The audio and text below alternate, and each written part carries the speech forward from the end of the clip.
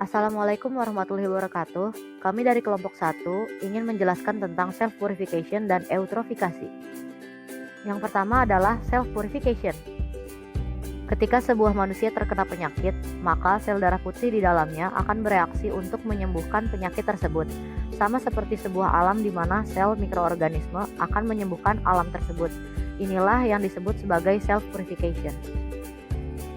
Bila beban pencemar di perairan sedikit, maka akan cepat dibersihkan. Tetapi bila pencemaran tinggi, waktu membersihkan lebih lama.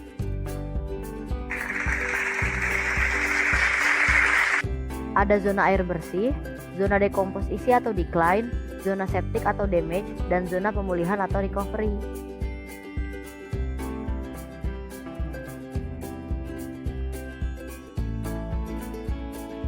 Masuknya buangan biologis ke dalam air yang mengalir ditandai dengan meningkatnya aktivitas metabolisme mikroba.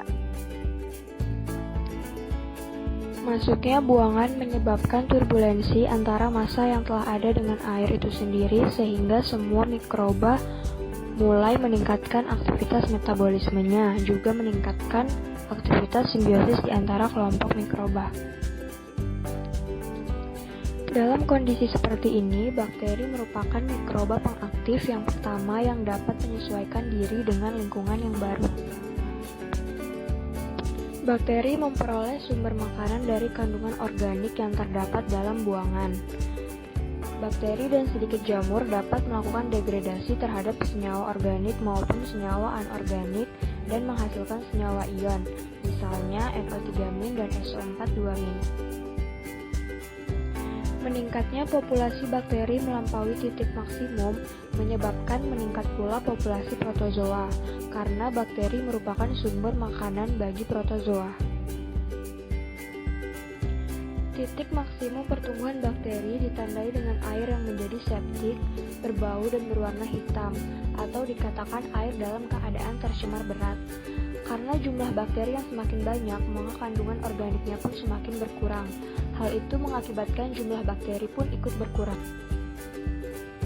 Pada saat titik maksimum, mikroalga dapat tumbuh kembali untuk memperbanyak diri dan melakukan proses fotosintesis yang menghasilkan massa sel alga dan oksigen. Mikroalga membutuhkan bantuan sinar matahari.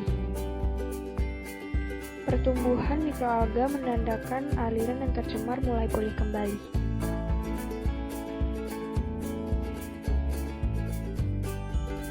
Dimulai dari daerah jernih, lalu daerah aktif dekomposisi, daerah septik, lalu daerah pemulihan, kemudian kembali menjadi daerah jernih.